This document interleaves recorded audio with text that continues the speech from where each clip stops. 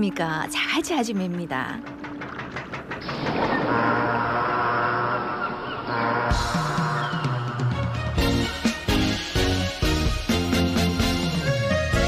안녕하십니까? 자갈치 아줌의 박성원입니다. 안녕하십니까? 아나운서 김동현입니다. 주말 사이에 부산에서는 코로나19 신규 확진자가 13명 추가가 됐습니다. 네, 그런데 더 걱정인 게 그중에 8명이 동아대학교 국민 캠퍼스에서 나왔지. 예, 그래서 대학가와 방역당국이 아주 비상이 걸렸습니다. 잠시 후에 자세한 얘기 나눠보고요. 그리고 최근 자녀를 사칭하는 피싱 범죄가 자주 일어나고 있다 하지. 예, 특히 자녀인 척하면서 기프트 카드를 구매해달라고 하는 피싱 범죄가 잇따르고 있다고 해요. 어휴, 어떻게든 사람을 쏙하물라고 수법도 참말로 가지가지입니다. 이거 우지해야 되겠습니까? 그 피싱을 예방하기 위한 최선의 방법 정확히 알고 안 속는 거죠. 그래서 최근 유행하는 수법과 대처법을 알려드리겠습니다. 예, 그리고 동아대 황기식 교수와 함께 지금 가장 뜨거운 국제 뉴스 살펴보겠습니다. 황기식의 국제시장 잠시만 기다려주이소.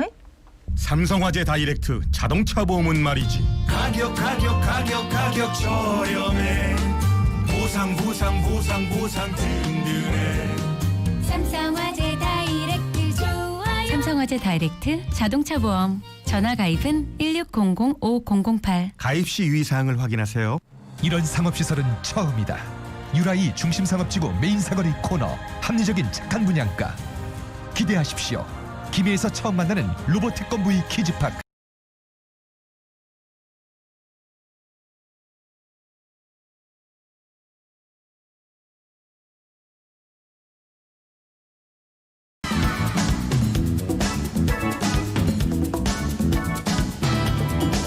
부산 MBC 메인 뉴스 오늘은 현지호 기자가 전해드리겠습니다. 어서 오십시오. 어서 오십시오. 안녕하십니까. 자, 앞서도 잠시 언급을 했습니다만 부산의 첫 대학발 코로나19가 발생을 했습니다. 동아대 부민 캠퍼스 기숙사와 동아리에서 부산 경남에 거주하는 학생 8명이 코로나19 추가 확진이 됐습니다. 주말 휴일 사이에 동아대학교에서 모두 10명의 코로나19 확진 환자가 발생했습니다. 어떻게 된 겁니까? 네, 그 동아대학교 부민 캠퍼스에서 가장 먼저 코로나19 확진 판정을 받은 학생은 2명입니다. 부산 366번과 368번 환자인데요. 증상이 나타난 건 지난 17일부터로 동아대가 대면 수업을 시작한 지 나흘 만이었습니다. 그런데 하루 만인 어제 동아대에서 8명의 추가 확진자가 발생했습니다. 이들 중 2명은 부산 366번 환자와 같은 기숙사를 썼던 학생들이고요. 다행히 366번 환자가 같은 방을 쓴 룸메이트는 음성으로 확인됐습니다. 네. 나머지 4명은 366번이 활동하는 학과 동아리의 친구들이었던 걸로 알려졌습니다. 거기에 경남 창원에서도 이 학교에 다니는 학생 2명이 확진 판정을 받아 동아대 관련 확진자는 모두 10명이 됐습니다. 네, 그러니까 먼저 2명이 감염돼가지고 점점 연쇄 감염되는 모양새인데 근데 접촉자 수가 수백 명에 이른다고 해. 네, 앞서 발생한 확진 환자 2명이 접촉한 사람은 모두 506명에 이릅니다. 기숙사와 수업 관련 접촉자인데요. 이 가운데 302명이 검사를 받았고 6명이 양성, 나머지 296명은 음성 판정을 받은 상황입니다. 추가 확진자가 나온 데다 이들이 학교 밖 주점이나 식당 등을 돌아다니는 것도 확인이 돼 접촉자는 크게 늘 것으로 보이는데요. 방역당국은 접촉자 범위를 확대해 심층 역학조사를 벌이고 있습니다. 안병선 부산시 시민방역추진단장입니다.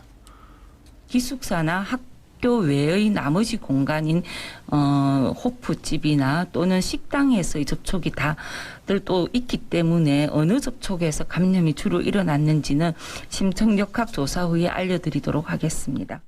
네, 확진자가 더 나올지 학교 측이 정말 바짝 긴장하고 있겠군요. 네, 그렇습니다. 그 동아대는 코로나 여파 속에서도 지난 14일 일부 수업을 대면으로 전환했는데요. 일부 학생들은 코로나 재확산이 되는 상황에서 대면 수업으로 전환하는 건 학생 의견 수렴도 없는 일방적인 방침이라며 반발을 하기도 했습니다. 이런 우려 속에서도 결국 확진자가 나오자 학교 측은 비상이 걸렸습니다. 전미라 동아대 학생취업지원처장 이야기 들어보겠습니다. 전체 캠퍼스 3곳에 대한 건물 통제하고 그다음에 방역 조치가 완료가 됐습니다. 10월 4일까지는 2주간 전면 비대면 수업으로 전환해서 수업할 예정입니다. 한편 어제 추가 확진된 2명 중 부산 371번은 서울 서초구 185번의 가족이고 부산 378번은 경북 포항 70번 확진자와 연제구 방문 판매 업체에서 접촉한 걸로 확인됐습니다. 네. 이게 친구들 만나면 자연스럽게 밥도 먹고 좀 어울려 다니는 게 이게 또 대학 생활의 매력인데 이게 어떻게 보면 이제 코로나19의 가장 좀 틈새일 수도 있다. 좀 걱정이 많이 되네요. 다음 소식입니다. 예, 강서구에 들어선 명지 국제 신도시는 젊은 층 유입이 늘고 있는 대표적인 지역입니다. 특히 초등학생 수가 크게 늘어나서 이 학생들을 수용할 초등학교가 더 필요하다는 지적이 끊임없었는데 교육당국의 줄다리기 속에 학부모들은 애만 태우고 있습니다. 부산에는 인구가 전체적으로 감소하고 있지만 지역별로 보면 그렇지 않은 곳도 있지. 네, 그렇습니다. 그 대표적인 곳이 바로 강서구 명지 국제신도시인데요. 이곳은 현재 1단계 개발만 완료된 상태라 일부 지역은 여전히 공터로 남아 있습니다. 하지만 이미 개발이 완료된 곳에는 고층 아파트가 빽빽히 들어서 있고요. 특히 어린 자녀를 가진 젊은 층 유입이 크게 늘고 있는 추세입니다. 동시에 지역 문제로 떠오른 것이 바로 초등학교 과밀 학급 문제입니다.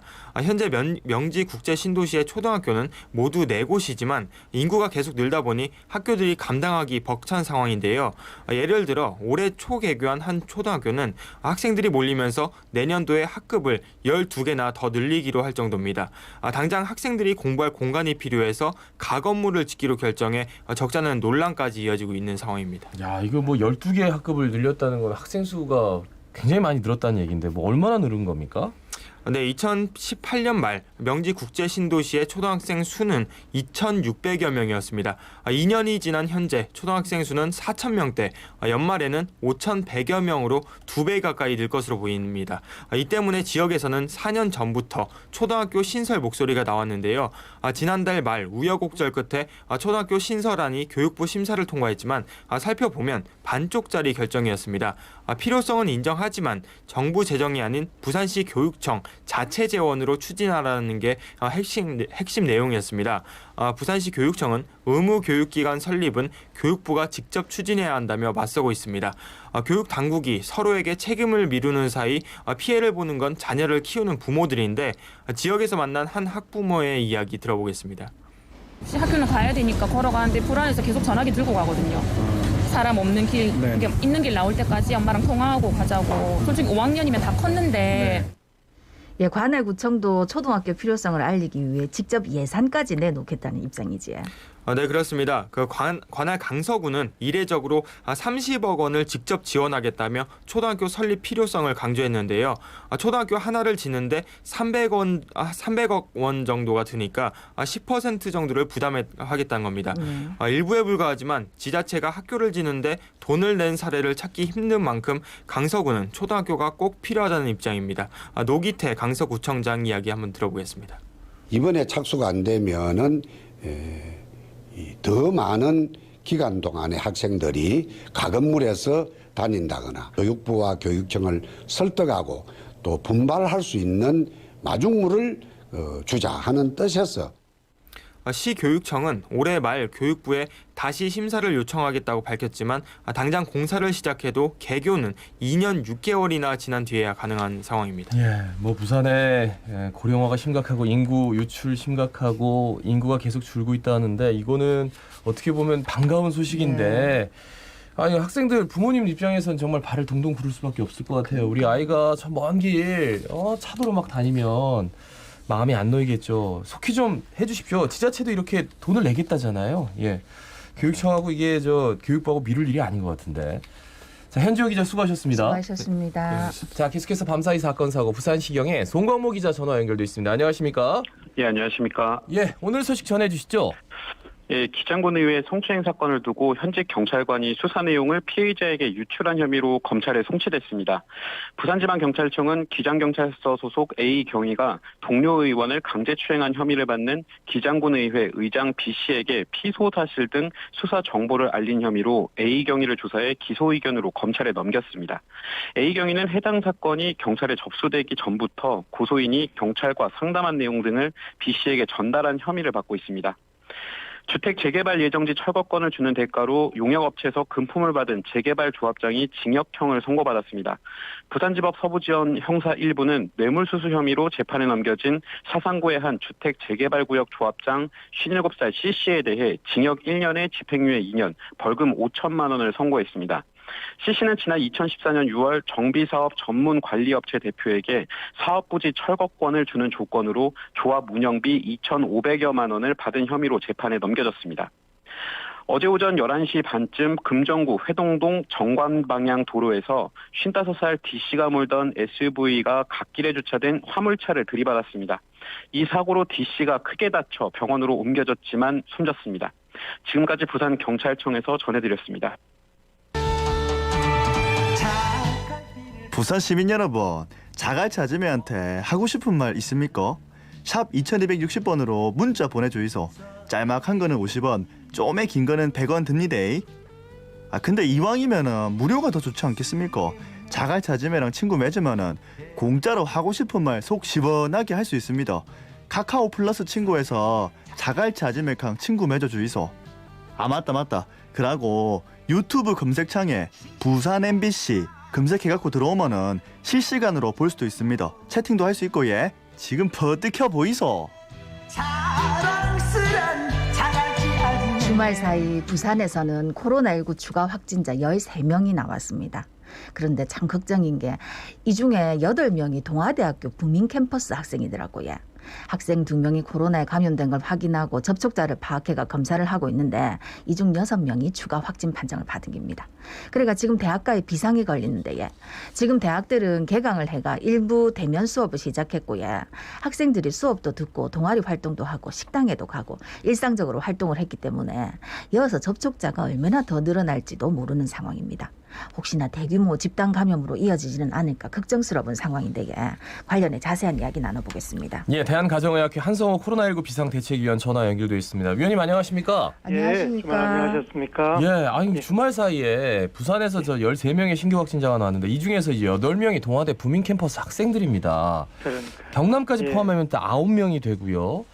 대학이 지금까지 방역에 굉장히 충실해 왔다고 생각하는데 외국인 뭐 유학생들도 그렇고 정말 뭐 보란 듯이 이게 방역을 계속했는데 결국 이렇게 됐네요. 어떻게 보세요? 제가 한 달 전까지 이제 부민 캠퍼스에 제가 사무실에 계속 일을 했지 않습니까? 네. 예. 그리고 제가 이제 그 입학처장을 했기 때문에 이런 사정에 대해서 굉장히 잘 알고 있습니다. 대학에서 정말 고민이 많았고 특히나 만약에 대면으로 수업을 했을 때 지금과 같은 이런 상황이 생기면 어쩔까에 대한 걱정 때문에 사실 굉장히 주저했던 게 사실인데 예. 동아대학뿐만 아니라 부산 지역분의 전국에 있는 대부분의 대학들이 대면 수업을 할 수밖에 없는 상황인 부분도 있고요. 이제 그런 부분에서 나름대로 방역은 다들 최선을 다했다고 생각을 합니다. 예. 그런데 이제 아쉬운 점은 이제 앞서 김동현 아나운서 이야기했던 것처럼 대학생이라는 그 생활의 패턴들이 이게 굉장히 통제를 하기가 현실적으로 어렵고 저희가 이제 이야기를 많이 하고 해도 결국 이제 호프집이나 여러 상황에서 충분히 이렇게 감염 확률이 있기 때문에 대면 수업에 대한 어려움을 늘 투사했는데 아니나 다를까 동아대학교에서 이런 상황이 생겨서 개인적으로 저도 굉장히 마음 아프게 생각을 하고 있습니다. 예. 아니 그런데 이제 어제 신규 확진자 82명 그런데 그중에서 이제 국내 발생 신규 확진자 72명이어가지고 38일 만에 두 자릿수대로 떨어진 거 아닙니까? 근데 뭐 주말에는 좀 검사 건수가 작다 하지만 그래도 지난주 월요일하고 비교해봤을 때 좀 많이 줄었는데 이게 수도권 거리두기 2.5단계 효과다 이래 봐도 될까요? 그렇습니다. 이제 지금부터는 약간 거리두기 2.5단계 효과가 있다라고 보셔도 될 것 같고요. 그런 면에서는 이제 두 자릿수 떨어졌던 건 굉장히 고무적이라고 생각합니다. 물론 이게 또 다음 날 오늘 또 내일에 걸쳐서 이렇게 두 자릿수가 계속 지속되기를 바랄 뿐이지만 어쨌든 효과는 나타났다고 생각됩니다. 그렇지만 아직도 이제 감염 경로가 파악되지 않은 환자가 27%대이기 때문에 굉장히 높습니다. 이 말은 잠재적으로 지금 사회적으로 이렇게 숨겨진 어떤 감염자는 굉장히 많다고 볼 수 있기 때문에 추석을 앞두고 이런 부분에 대해서는 아직도 완전하게 안심하기에는 좀 이른 단계다라고 생각을 하고 있습니다. 그러니까 뭐 추석 때가 전이죠. 그러니까 27일이니까 어떻게 보면 그런데 이제 종료의 예정이었던 이제 비수도권 사회적 거리두기 2단계를 연장하기로 했는데 이제 부산시는 이미 이제 선제적으로 27일까지 연장하기로 발표를 했습니다. 근데 아무래도 이제 추석은 이제 벗어나 있지만 추석 때도 이게 계속 연장되지 않을까 싶은데 어떻게 예상하세요? 저도 개인적으로 이 추석 때가 제일 위기고 고비라는 이야기는 몇 번이나 방송에 말씀을 드렸습니다. 추석 연휴 때 지금 지역 간의 이동을 철저하게 지금 나름대로는 막고 있는데 추석이라는 이 기간 동안 어쩔 수 없이 지역 간의 이동이 활발할 수밖에 없기 때문에 그 사이에 최대한 이 감염의 가능성을 낮춰놔야지 추석 때의 어떤 그 위험성을 대비할 수 있을 것 같습니다. 부산시가 일주일뿐만 아니라 추석 때까지도 아마 계속 연장을 할 것 같고 연휴가 마치고 난 뒤에도 아마 이런 그 확산세가 아주 두드러지게 떨어지지 않으면 이런 사회적 거리두기 2단계를 쉽게 해제하기 완화하기는 쉽지 않을 것 같다라고 생각이 됩니다. 네. 근데 앞서서 저희가 이제 동아대 부민 캠퍼스 학생들 이야기를 했었는데 지금 대학들이 이제 대면 수업하고 비대면 수업 병행하고 있다 아닙니까? 이제 그런 경우에 지금 동아대학교에서는 뭐 이제 다 뭐 이제 비대면으로 뭐 전환하겠다 이렇게 하는데 다른 학교들도 사실 아까도 얘기하셨지만 학생들이 수업만 딱 듣는 게 아니기 때문에 뭔가 조치가 있어야 될 것 같은데 어떻게 보십니까? 맞습니다. 처음에 이제 수업을 시작할 때도 대부분의 대학이 입구에서 체온을 재고 그다음에 방명록을 기록하는 등등의 원칙을 잘 지켰습니다. 그런데 이제 수업이라는 것이 특히 대학의 수업들은 실습 수업이나 대면을 할 수밖에 없는 수업들이 있습니다. 예를 들면 실험 실습은 기구를 가지고 뭐 이런 걸 해야 되는데 그런 걸 한 학기 동안 거의 못 했기 때문에 2학기 때는 그런 요구가 있던 게 사실이고요.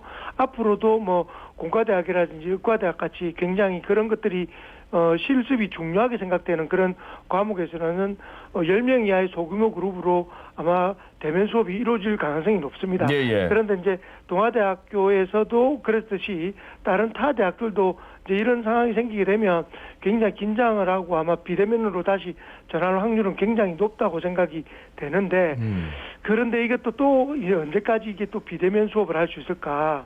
결국 대면 수업을 다시 어느 정도 할 수밖에 없는데 대학의 여건상 어떻게 강의실이 뭐 10명씩 수업할 수 있게 분반이 다 되는 것도 아니고 그렇다고 뭐 100명이 넘는 학과에서 10명 쪽에서 10개 분반으로 수업을 10번씩 할 수 있는 상황도 아니기 때문에 모든 대학의 고민들이 다 지금 심각하다라고 생각하고 있습니다. 어쨌든 이 부분이 조금 더 이게 쉽사리 가라앉지 않을 가능성이 많아서 굉장히 우려를 많이 하고 있습니다. 그러니까 초중고 학생들이라면 수업이 딱 끝나는 상태에서 이제 집으로 곧바로 가라 그러면서 좀 학생을 지도할 수도 있는데 교수님들이 나서가지고 집에 똑바로 가는지 안 가는지 이렇게 통제할 수는 없는 거잖아요. 대학은. 지금도 그 어떤 뉴스에 보면 학생들이 좀 더 교육을 좀 철저하게 해주셨어야 되지 않느냐라고 이야기를 하는데 사실은 대학은 어른들이기 때문에 저희가 입구에서든 뭐든 통제하고 알리는 것들은 최선 다했지만 사실 그 다음의 행동까지 통제하기는 또 한계가 있습니다. 초중고하고 다르기 때문에 그런 부분에서는 또 그 방송을 듣고 계시는 이제 청취자분들은 학생들도 있고 학부모님도 계시겠지만 학생들 학부모님들이 좀 이런 걸 이제 가족 내에서 통제할 수 있게 조금씩 이야기를 해주시고 관리를 좀 해주십사 부탁을 드리겠습니다. 그러니까 이번에 이제 이 감염된 학생들도 보니까 대부분 기숙사 생활하거나 자취하고 타지에서 온 학생들인데 이제 기숙사 문을 닫으면 집으로 가야 된다 아닙니까? 그럼 맞습니다. 다른 학교 학생들도 이제 추석 연휴고 이러면은 집으로 갈 수밖에 없는데 이것도 또 문제가 되지 않을까 걱정이 되는데 어떻게 보십니까? 지금 그 기숙사 이용했던 학생들이 이제 밀접 접촉자로 분류해서 검사를 다 하고 있는데 이 학생들 300여 명이 전부 다 근데 대학의 기숙사의 특징이 그러니까 부산에서 통학을 하는 집 있는 학생들은 기숙사에 우선권이었고 대부분 타 지역에 거주한 학생들한테 우선권을 주거든요. 그래서 이제 동아대 부민 캠퍼스도 경남이 116명, 경북 82명, 울산 64명, 뭐 나머지 지역에 이제 서울 포함해서 51명인데 이 학생들이 결국은 이제 다시 비대면으로 바뀌면서 이제 집으로 다 돌아가는 이런 상황일 거고 다른 대학들도 같은 상황이라 생각합니다.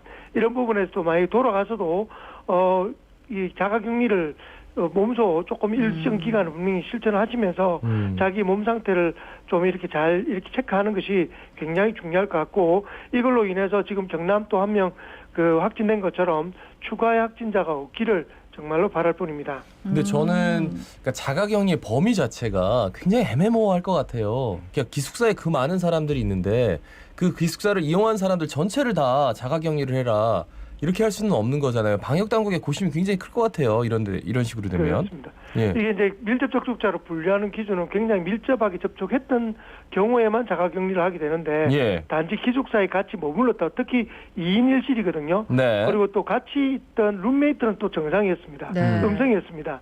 이런 걸 봐서는 사실은 누가 접촉했다라고 참 애매하기 때문에 일단은 조사 자체는 전수조사를 하지만 누구까지를 자가격리해야 될지 현실적으로는 어려움이 있고요. 그래서 제가 말씀드린 것처럼 학생들 자신이 알아서 조금 자가격리를 하는 형태로 좀 자발적으로 하는 것이 맞지 않을까라고 권유를 드린 부분입니다. 네. 이동할 때는 마스크 좀 꼭 쓰시고요. 집에 예. 가서도 혹시나 가족들한테 옮길 수 있으니까 그러니까. 마스크 쓰고 있어야 되겠네요. 아이고 참. 예. 아, 그리고 또 부산의 한 식당에서 5명 규모 집단 감염이 발생했더라고요. 근데 이게 이제 식당 내 환풍기를 통해서 감염이 이루어졌을 거다, 이렇게 추측을 하던데, 식당 이용할 때 좀 주의할 사항 다시 한번 좀 짚어주이소. 그렇습니다. 지금 이제 우리가 흔히 환풍기라고 불리는 네, 예. 공조기는 코로나19 바이러스를 걸르는 필터는 없습니다. 그렇기 때문에 언제든지 이렇게 문을 닫고 환풍을 하지 않은 환기를 하지 않은 상태에서 공조기를 돌리게 되면 비말이나 여러 가지 바이러스가 떠다닐 확률이 굉장히 높기 때문에 예. 식당에서는 첫 번째는 그 공조기를 틀 때는 반드시 주기적으로 창문을 열고 환기를 자주 하는 것이 중요하고요. 예, 예. 두 번째는 그 식사를 이용하시는 분들도 식사가 나오기 전까지는 마스크를 꼭 쓰시고 계시고 식사가 나오고 난 뒤에도 식사하는 동안에 물론 이제 주위 분들하고 대화를 나누는 것 중요하다고 생각하지만 예. 좀 자제를 해서 식사하는 동안에는 가급적 식사에만 집중을 하시고, 또 하나는 가장 중요한 것은 오히려 식당을 이용하는 것보다 불특정 다수가 많이 이용하는 상황에서는 가급적 테이크아웃이라는 포장으로 가서 집이나 편안한 곳에서 따로 식사하는 것도 아주 중요한 방법이라고 생각이 됩니다. 예. 국내에서도 코로나19 재감염 의심 사례가 확인이 됐는데 좀 구체적으로 말씀해 주시죠. 이게 뭐 음성 판정을 받았다가 양성 판정을 받은 경우는 있었지만 재감염이라고 부를 만한 사례는 이번이 처음이라고 그러던데요. 어떻습니까? 예. 먼저 이제 구분이 돼야 될 게, 코로나19에 처음에 음성이었다가 양성으로 나중에 바뀌는 재양성의 사례는 그 이제 한번 걸렸다가 다시 나왔을 때 이제 똑같은 바이러스가 나오는 거죠. 예, 예. 이걸 재양성이라고 하는데, 이건 국내에도 600명이 넘습니다. 이건 이제 환자 몸속에 죽은 바이러스가 나왔거나 또는 애초에 바이러스 양이 너무 작아서 음성이 나왔는데 다시 양성을 조금 이렇게 나오는 경우는 실제로 이거를 재감염이라고 표현하지는 않습니다. 네. 그런데 이전에 그 3월 달에 홍콩에서 확진 판정 받았던 30대 남성이 이탈리아를 외국을 여행하고서 오고 난 뒤에 다른 형태의 바이러스를 8월 달에 감염돼서 국제적으로는 정상적으로 재감염의 확진은 홍콩이 최초였습니다. 예, 예. 그런데 이제 국내에서 이번에 3월에 확진이 돼서 치료를 받고 자가격리를 했지만 4월 초에 또다시 양성을 판정을 받은 국내 그 여성의 경우에 예, 예. 이때 여성에는 바이러스 종류가 아까 홍콩에서 말한 것처럼 다른 종류의 바이러스가 검출됐다는 거죠. 이런 경우에는 재양성이라는 표현을 쓰는 게 아니라 재감염이라는 표현을 쓰고 그 이유가 뭐냐면 이전에 유행했던 바이러스형이 주로 SV형의 바이러스고 지금 유행하는 바이러스형이 G형이라고 전혀 다른 바이러스 형태입니다. 예. 그래서 이제 주위에서는 이런 부분들 때문에 백신이 전혀 효과 없지 않느냐. 예, 그런 얘기 백신을 하죠. 맞아봤자 뭐 이게 다른 형의 바이러스가 또 유행을 하게 되면 또 돌연변이에 바이러스가 유행하게 되면 효과 없지 않느냐라는 걱정을 굉장히 많이 하시는 것 같습니다. 그런데 이제 백신이 제한적으로나마 분명히 효과 있는 건 사실이지만 예. 어쩌면 이제 이런 재감염의 그 사례를 봤을 때 어쩌면은 독감처럼 매년 맞아야 되는 그런 상황이 오지 않을까라는 것을 우려는 하지만 어쨌든 가장 유행하는 형태의 어떤 바이러스형의 백신을 맞는 것은 지금 현재 독감 백신을 맞는 것처럼 독감이 걸리기 전에 예방적으로 맞았을 때 독감 때문에 고생하지 않지 않습니까? 그런 것처럼 이 코로나19 바이러스 백신도 굉장히 의미는 있다라고 생각을 하고 그런 부분에 대해서는 향후에도 추가 연구를 통해서 얼마 정도 지속하고 또다시 매년 맞아야 되는지는 아마 앞으로 경과를 보면서 판단하셔야 될 것 같습니다. 그러니까 그거는 뭐 백신 나와봐야 알 것 같아요. 네네. 그러니까 모든 게 다 되는 건지 아니면 변이는 또 안 되는 건지 매해 뭐 말씀하셨듯이 유행할 뭐 독감 바이러스 자체를 좀 몇 개를 걷어가지고 지금처럼 뭐 코로나 바이러스도 백신을 만들지 이런 것들은 나와봐야 알 것 같고 지금 당장은 저지간 마스크 쓰고 손 소독 잘하는 게 최고죠. 말씀 잘 들었습니다. 고맙습니다. 네, 지금까지 대한가정의학회 한성호 코로나19 비상대책위원이었습니다. 자, 오늘 아침 아침의 생각 첫 번째 뉴스입니다. 지난해 우리나라 65세 이상 인구 10명 중 1명이 치매로 진료를 받은 것으로 나타났습니다. 네. 치매 극복의 날 9월 21일입니다. 알고 계셨는지 모르겠는데 저도 뭐 이 기사 때문에 알게 됐는데 최근 10년간 우리나라 치매 환자는 4배 늘었고요. 치매 전 단계 이제 경도 인지 장애 환자는 19배 증가했답니다. 85세 이상은 33.2%가 치료받고 있고요. 그리고 40에서 59세 환자도 매년 4%씩 증가하고 있다 합니다. 아유, 어르신들 제일 걱정하는 게 뭡니까? 치매 걸리는 거 아닙니까?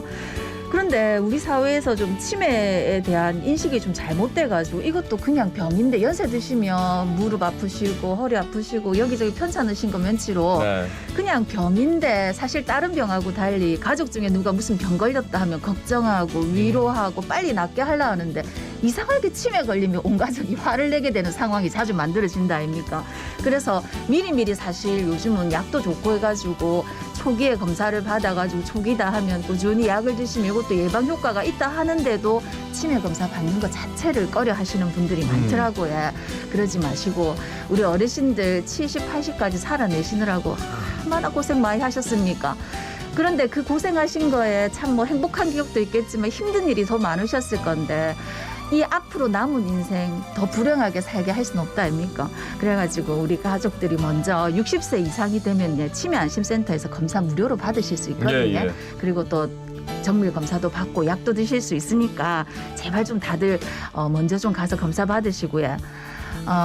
그냥 뭐 오늘 이 소식만 하도 되려는가 모르겠는데 진인사 대천명 이런 운동을 벌이더라고요. 치매 예방하기 위해서 뭐냐면 진땀나게 운동하고 인정사정 없이 담배 끊고 사회활동 긍정적인 사고 많이 하고 대내 활동을 적극적으로 하고 뭐 바둑, 악기, 독서 이런 거야 천박하게 술 마시지 말고 명을 연장하는 식사를 해라 해서 진인사 대천명 운동을 한다는데 뭐 이게 틀린 말 하나도 없다 아닙니까? 우리 몸 건강은 우리가 지켜야지 누가 지키겠습니까? 이제 앞으로 우리 어르신들 그동안 고생하신 만큼 더 편안하게 할 수 있도록 그리고 40에서 40대부터 지금 환자가 증가하고 있다니까 사실 김동현 아나운서도 그렇고 저도 그렇고 지금 안전하지 않거든요. 우리 진인사 대천명 잘 해가지고 우리 어르신들 못지않게 우리도 건강하게 치매 안 걸리는 사회 만들 수 있도록 우리 노력합시다. 그 천이 뭐라 그랬죠? 천박하게 술 마시지 말고. 아침의 생각이었습니다.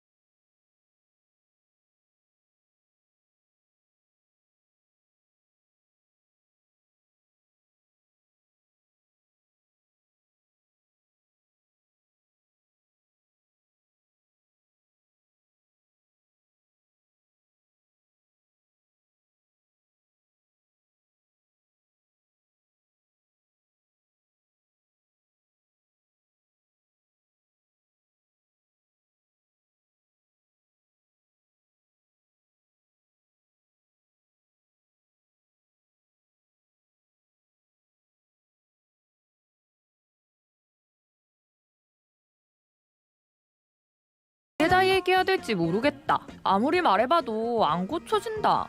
방송에 나오면 안 다르겠나. 자갈치 아지매가 여러분의 민원을 기다립니다. 답답하고 억울하고 바꾸고 싶은 게 있으면 언제든지 제보 주이소. 지난주 부산에서 한 경찰관의 기지로 피싱 피해를 막았습니다. 편의점 기프트카드 매대 앞에 60대 여성이 서성이는 모습이 경찰관 눈에 딱 띄기지야. 최근 자녀인 척하면서 기프트카드를 사달라 하는 신종 피싱이 잇따르고 있었기 때문에 경찰관은 직감적으로 이 여성이 신종 피싱에 연루됐다는 걸 눈치챘습니다. 그래가 이 시민은 다행히 피해자가 되지 않았지만 이런 수법을 미처 모르는 사람들은 홀린 듯 피싱에 당했다 하는데 이렇게 피싱 수법은 나날이 진화되고 나는 안 속는다 하던 사람도 순식간에 피해자가 될 수 있습니다. 특히 추석을 앞두고 SNS나 문자 메시지를 통한 피싱이 극심해질 낀데 눈 뜨고 코 베이지 않도록 피싱 수법과 대처법에 대해서 알아보겠습니다. 예, 남부경찰서 지능범죄수사팀의 김혜성 팀장 전화 연결돼 있습니다. 나와 계시죠, 팀장님? 예, 반갑습니다. 예, 안녕하십니까. 네, 안녕하십니까. 아니, 최근에 정말 피싱 사기법을 저희가 따라가지 못할 정도로 정말 다양해지고 있습니다. 그래서 오늘 좀 사례를 알려드리고 좀 주의를 기울입시다, 당부드리는 마음에 이 시간을 준비했습니다. 최근 자녀를 사칭해서 구글 플레이 기프트 카드를 구매해달라, 이런 신종 피싱 사례가 잇따르고 있다고 하던데 이게 무슨 수법입니까?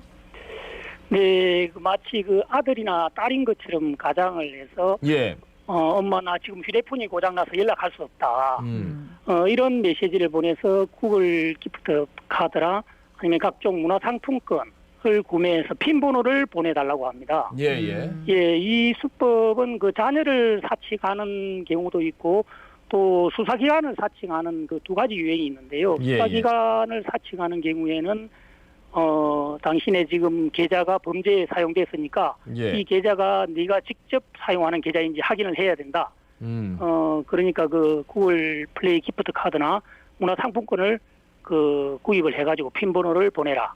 이런 그 수법을 사용하는 피싱 사기입니다. 약간 요거는 이제 공공기관 사칭하는 거는 우리 청취자분들도 어느 정도 좀 대응이 될 것 같은데 요 자녀가 이렇게 기프트 카드 얘기를 하면은 상당히 좀 어려울 것 같아요. 그렇죠. 이게 지금 자녀를 사칭하는 경우에는 주로 이제 40, 50대 부모들이 이제 피해가 많고요. 40, 50대가 예상보다 또 그 수사기관을 사칭하는 경우에는 대학생 청 20대 젊은 층의 피해자들이 많은데 이러한 것이 유념해서 이제 피해가 없도록 해야 될 것 같습니다. 예.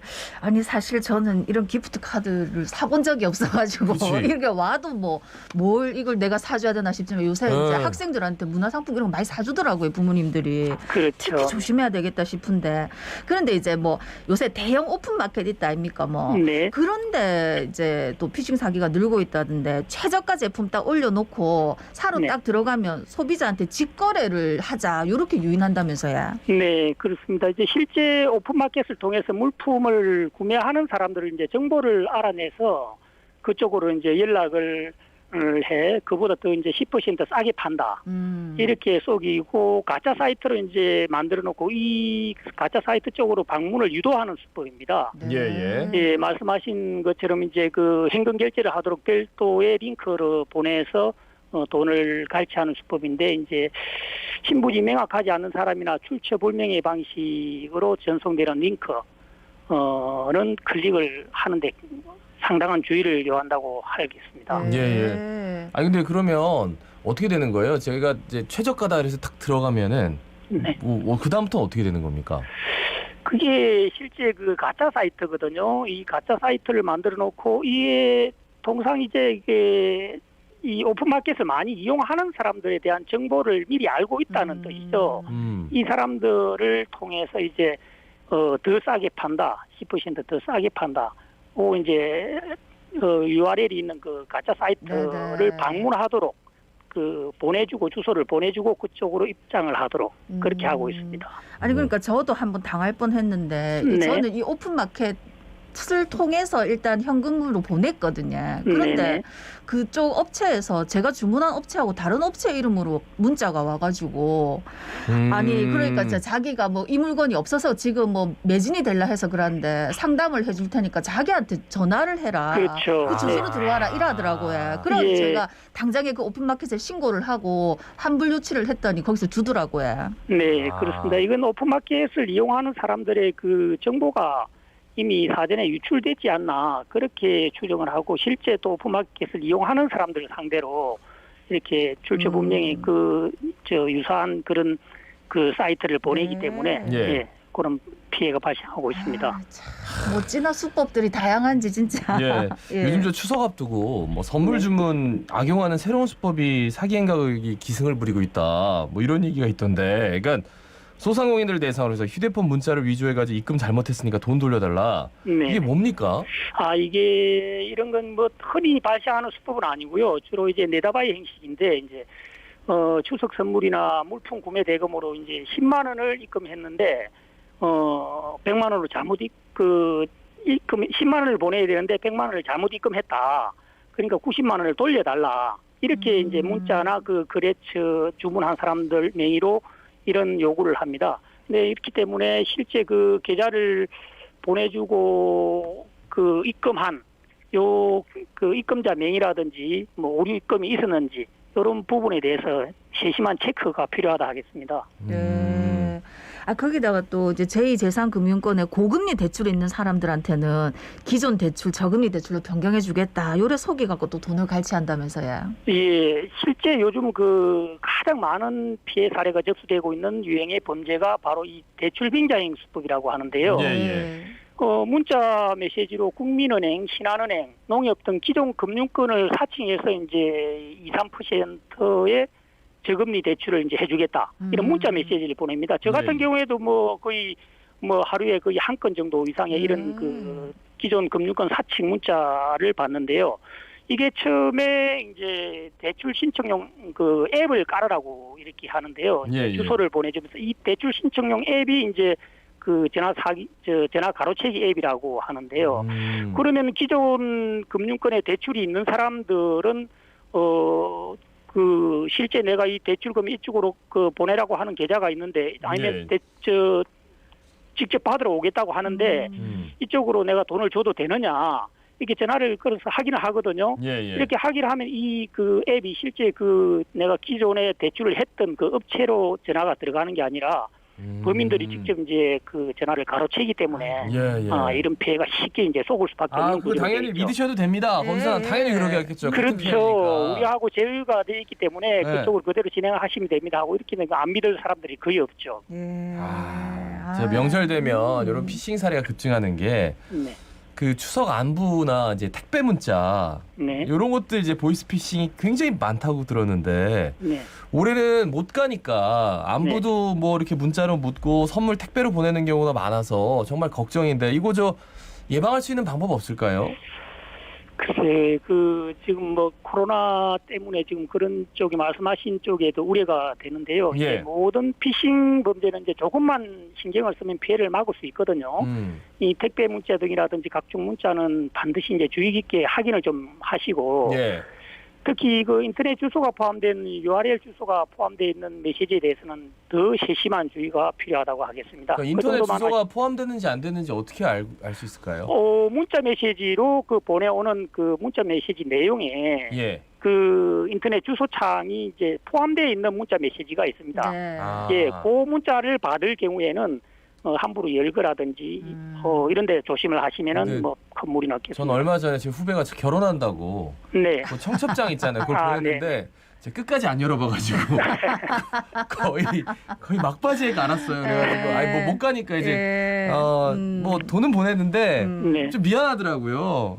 하여튼 근데 인터넷 주소가 있으면 이제 클릭하지 말라 이 말씀이세요? 그렇죠. 특히 모르는 사람들이 이제 보내오는 이런 인터넷 주소 창을 여는 데는 세심한 더욱 주의가 필요하다 하겠습니다. 궁금하면 아는 사람이 보냈더라도 아는 사람한테 전화해서 네가 보낸 거 맞나 물어보고 해야 되겠네. 그렇죠. 사칭을 하는 경우도 예. 많이 있기 때문에 예. 그런 그 한번 확인하는 습관이 꼭 필요하다 하겠습니다. 그러면 인터넷 주소가 오는 거는 절대 열어보지 말자. 그다음에 이제 앱 설치하라 하면 하지 말자.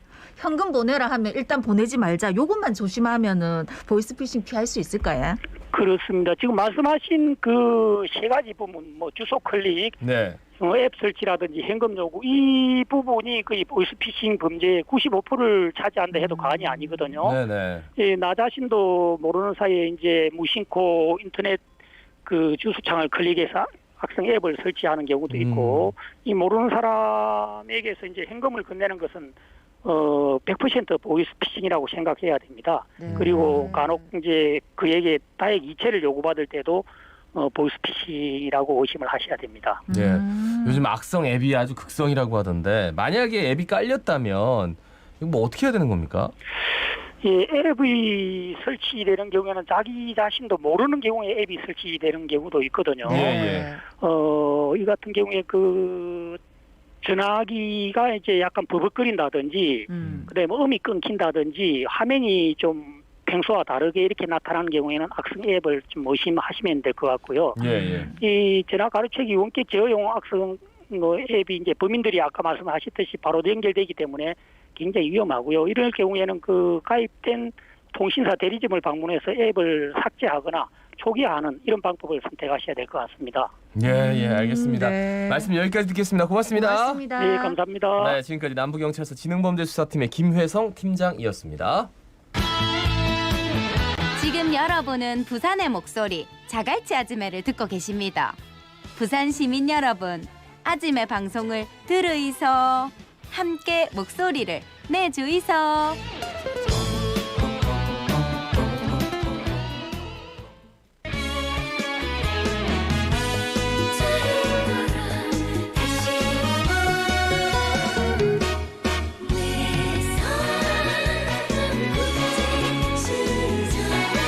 자, 한 주간 있었던 국제 뉴스를 알려드리겠습니다. 황기식의 국제시장. 자, 동아대학교 국제전문대학원 황식 교수 전화 연결합니다. 교수님 나와 계시죠? 네, 안녕하십니까? 예. 저희가 교수님을 매번 모셨는데 동아대 네. 부민 캠퍼스에서 또 확진자가 나와가지고 교수님이 또 부민 캠퍼스에서 주로 다니셔서 괜찮으십니까? 괜찮으세요? 네, 괜찮습니다. 네. 예. 아유, 거의 다행입니다. 비대면 수업해서 캠퍼스 갈 네. 일이 별로 없으시다는 말씀도 들었는데 맞습니까? 네, 뭐 그래도 조심합니다. 예, 알겠습니다. 괜찮다니까 그러면은 첫 번째 뉴스부터 한번 짚어보겠습니다. 지난 주말에 태국 수도 방콕에서 대규모 왕실 비판 시위가 있었는데 태국 하면은 푸미폰 왕가가 정말 강력한 왕권을 휘두르는 그리고 국민들도 굉장히 좀 여론이 지지가 높은 나라인데 굉장히 이례적이에요. 어떻게 보셨습니까? 예, 맞습니다. 저는 뭐 영국하고 태국이 대표적으로 왕실이 그래도 그나마 존경받는 서양의 그렇죠. 영국, 동양의 태국 이렇게 생각했었거든요. 근데 지난 주말에 저도 깜짝 놀랐습니다. 제 생각이 틀렸더라고요. 그 시위대가 많이 모였는데 한 10만 명 가까이 그 운집했다라는 보도가 있었거든요. 네네. 근데 그 구호도 가만히 보니까 우리는 군주제를 규탄한다. 왕실을 기억하라. 그리고 또 호화 생활을 금지시켜라. 네. 부패 스캔들을 사과하라. 주로 이런 내용들이었거든요. 저는 이런 내용들을 기대하지 않았어요. 그런데 그 최근에 이런 이유가 충분히 있다라고 설명을 드려야 될 것 같습니다. 네네. 왕실 자체부터 최근에는 좀 여론이 상당히 좋지 않았습니다. 방금 말씀드렸지만 라마 10세 국왕이 존경받았었는데 최근에 여론이 악화되는 그런 보도들이 많이 있었습니다. 본인이 비행기를 너무 좋아하는 건 이해할 수 있는데 왕실 예산으로 38대를 개인적으로 구입했다는 보도가 있었거든요. 비행기를요? 네네. 야당이 거기에 대해서 그 비용을 지금 감사 중에 있지 않습니까? 유지 보수비가 한 해에 비행기 38대 유지 보수하는데 750억 원이 들어간다라는 보도가 있었거든요. 이것이 약간 과장됐다고 하더라도 일단 야당의 국정 예산 감사였으니까요. 예. 아니 도대체 750억 원이 비행기 유지 비용에만 들어간다면은 태국의 왕실의 1년 예산이 지금 조사를 해보니까 공부를 해보니까 3,500억 원 정도 됩니다. 3,500억 원.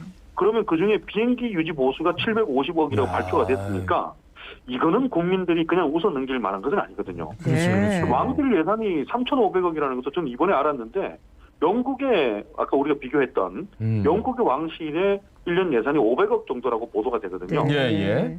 태국의 왕실이 3,500억이면 상당히 많은 것이거든요.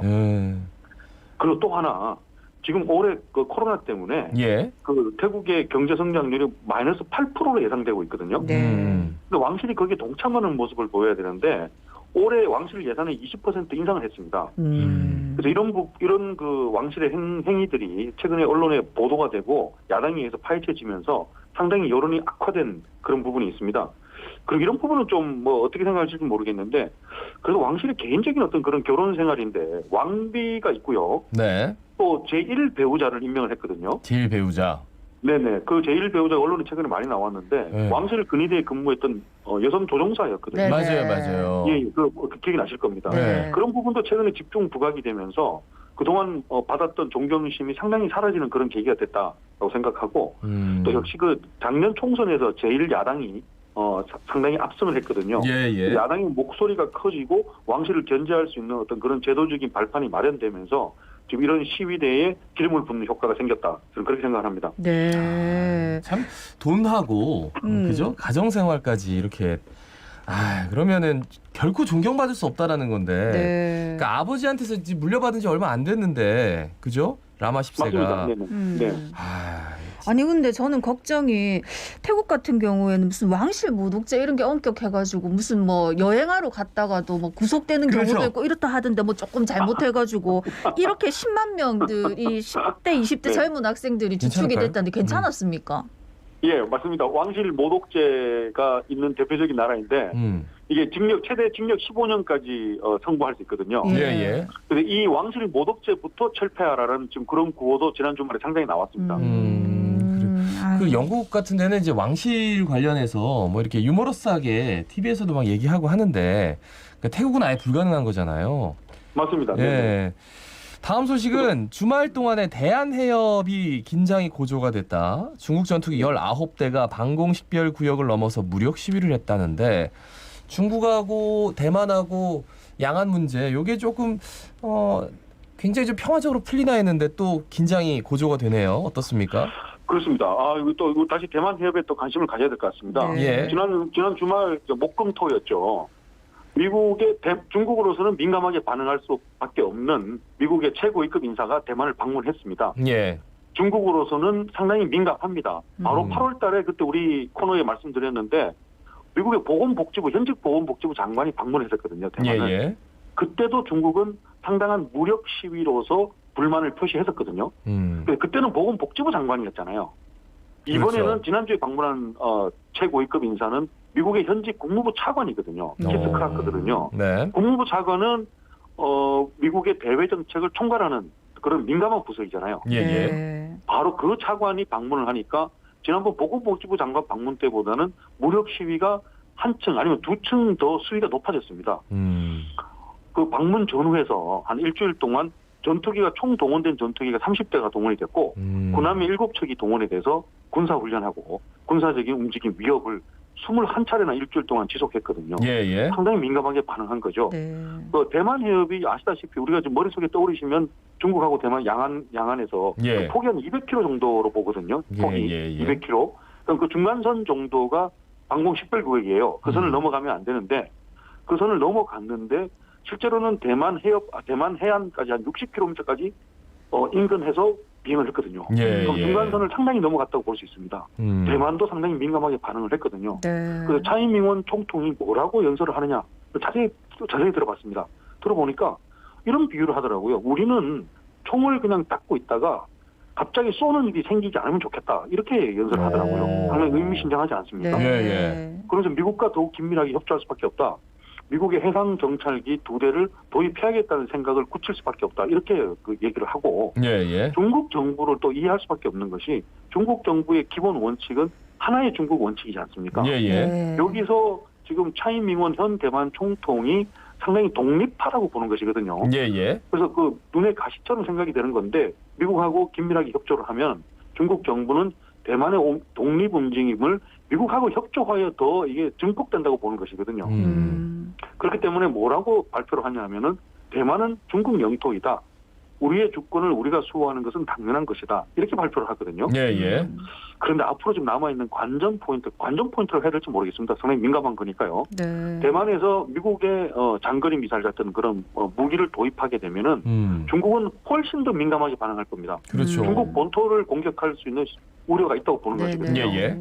마치 그 중국 인근의 그 한반도에 사드를 배치했을 때 하고 아마 비슷하게 어떤 그런 반응을 보일 가능성이 있습니다. 네.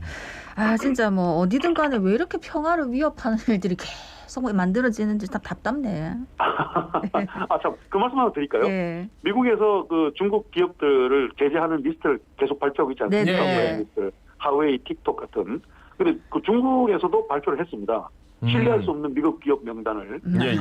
그래서 애플하고 보잉, 시스코 같은 기업들이 다 들어가 있습니다. 네. 애플하고 보잉, 시스코 이런 기업 없어도 우린 살 수 있어. 네. 끝이 없네, 진짜. 그 이탈리아 얘기를 해볼게요. 이탈리아 코로나 위기 속에서도 저 국회의원 수 감축 국민 투표를 했습니다. 오늘 실시하는데 상하원 총 345석이 감축될 예정이다. 이 투표 결과가 뭐 찬성이 나올까요? 저는 잘 모르겠습니다. 근데 어떻게 이 시도 자체에 대해서는 어떻게 생각하십니까? 저는 좀 개인적으로는 좀 반갑더라고요. 이탈리아, 우리 한국은 지금 5천만 국민의 국회의원이 300명이지 않습니까? 네네. 이탈리아는 6천만 국민의 국회의원이 950명이거든요. 예. 너무 많아요. 우리 인구하고 뭐 거의 비슷한데 우리보다 한 3배수나 많지 않습니까? 예. 그래서 상원은 315석에서 200석으로 줄이고 하원은 630에서 400석 줄이니까 340석 줄이기 때문에 총 국회의원 수의 한 36%, 40% 감축하는 것이거든요. 어마어마하네요. 국민들은 일단 환영의 여론조사가 되고 있는데 예산 절감 효과도 반기더라고요. 5억 유로 절감한다니까 우리 돈 한 7천억 원. 얼마나 이거 반가운 일이겠습니까? 어마어마하네요. 현 집권 정부의 또 총선 주요 공약이긴 했거든요. 2년 전에 승리할 때. 상하원에서는 표결을 통과했고요. 그래서 오늘 국민투표, 마지막 국민투표 남았는데 그 문제는 투표율 걱정이 되고 있고 그리고 4년 전에도 이 공약으로 많은 표를 얻었었거든요. 참 신기한 게 4년 전에 총선이 끝나고 국민투표를 붙였는데 그때는 찬성이 많이 나올 줄 알았는데 찬성이 40%, 반대가 60% 나와서 부결됐습니다. 지금 4년 후에 다시 그 국민투표를 하는 거거든요. 만약에 그때의 이탈리아 국민들의 여론조사, 사전 여론조사 결과하고 다른 국민투표의 또 그런 행태가 이번에 다시 또 나오게 된다면은 또 저는 아슬아슬 부결될 가능성이 있다고 생각합니다. 그 이유를 물으신다면은 이 너무나 많은 국회의원 수와 무능한 국회의원들에 대한 반감도 상당히 있었지만 그걸 국민투표를 실시하는 집권 여당 그리고 또 행정부에 대한 불만이 더 높았다라는 분석이 많았거든요. 뭔가 꼼수가 있구나. 그런 생각을 한다는 거예요. 그죠? 아니 부정부패로 얼룩지고 정치 제대로 못하는 국회의원은 싫다. 줄였으면 좋겠다. 그렇지만 이 정부는 더 싫다. 뭐 이런 겁니까? 국민투표를 전 그 행정부에 대한 불만 표시 투표로 표시한 거죠. 그러니까 우짜자는 건지. 이탈리아도 참 재미있게 돌아가네요. 다음은 이제 미국 대선이 한 달 반 앞으로 왔는데 와 이제 트럼프 지지율이 바이든 앞선 조사도 처음 나왔고 또 근데 우편 투표 이거 때문에 또 여전히 말이 많고 이 뭐 예측이 안 되는 상황인 것 같은데 어떻습니까? 그래서 딱 한 달 반 남았습니다. 관심 많으실 것 같은데요. 저는 이제 처음이라는 표현을 쓰고 싶습니다. 어쨌거나 상당히 보수적인 여론조사 기관이거든요. 근데 여기서도 어쨌거나 47대 46으로 1% 앞선다는 결과는 이번 대선전에서는 처음 본 것 같습니다. 근데 아무리 보수적인 여론조사 기관에서도 지난달에서는 바이든이 10% 앞선다고 발표했었거든요. 근데 이번 달에는 어쨌거나 과장이 있다고 하더라도 트럼프가 앞섰다라는 보도를 하니까 그 추세는 어느 정도 우리가 인정할 수 있을 것 같습니다. 다른 여론조사 기관에서도 일제히 지난달에 10% 격차라고 하더만 이번에는 5% 격차로 일제히 다 줄어드는 결과를 발표했어요. 상당히 혼선이라고 봐야 되고요. 우편투표 말씀 정말 한번 드릴게요. 뭐가 그렇게 혼선이냐고 하는데 제가 정확하게 말씀을 드리면요. 일단은 우편투표 용지를 발급하는 그런 절차도 미국의 50개 주가 서로 다 다릅니다. 즉 신청을 하면 발급해주고 있는 주가 36개 주. 신청을 안 해도 자동으로 무조건 발급해주고 있는 주가 9개 주고 또 내가 우편 투표를 해야 되는 사유서를 첨부해야만 승인을 해주는 주가 5개 줍니다. 예. 일단 혼선이 있죠. 예, 예. 이거보다 더 중요한 게요. 도대체 우편 투표해서 언제까지 도착하면 인정할 거냐? 예. 상식적으로는 대선 당일까지 도착하는 것을 인정할 상식 아니겠습니까? 네. 대선 당일 도착하면 인정하겠다는 주가 33개 주. 일주일 늦으면 인정해 줄게라는 주가 3개 주. 가장 늦게 인정하는 주가 17일까지 도착하면은 17일 늦어도 인정해 주겠다는 주가 한 주입니다. 그럼 도대체 대선 결과가 언제 나온다는 겁니까? 17일 이후에 나온다는 얘기잖아요. 그러니까 우리가 보통은 이제 대선을 이런 것들이 있음에도 불구하고 전혀 몰랐던 거는 이전에 대통령이나 후보들은 우편 투표를 가지고 아무도 뭐라고 안 했고 이게 반영돼도 그렇게 투표에 큰 반향이 없었는데 이제 우편 투표도 하고 직접 투표도 하게 되면 야 이거는 뭐 대선 불복으로 나타나고 뭐 온 미국이 그냥 좀 혼란스러워질 것 같다는 생각이 절로 드네요. 상당한 혼란이 생기죠. 그래서 양 진영에 지금 우편 투표 대응 법률팀을 신속히 발족시켰습니다. 그래서요. 근데 17일 늦어 인정하는 건 좀 너무한 거 아닙니까? 제 개인적인 생각입니다. 그러니까 대선 당일 도착 시에는 33개 주. 야 이거 주마다 좀 이렇게 다르군요. 근데 이제 그 투표에 대한 것들은 또 주 법으로 또 관할을 하고 있다는 게 또 놀랍습니다. 연방법이 아니라. 맞습니다. 연방에서 이렇게 해라고 할 수 없는 거니까. 예. 말씀 잘 들었습니다. 네, 고맙습니다. 예. 지금까지 동아대 국제전문대학원 황기식 교수였습니다. 한지민 씨가 선택한 자동차 보험은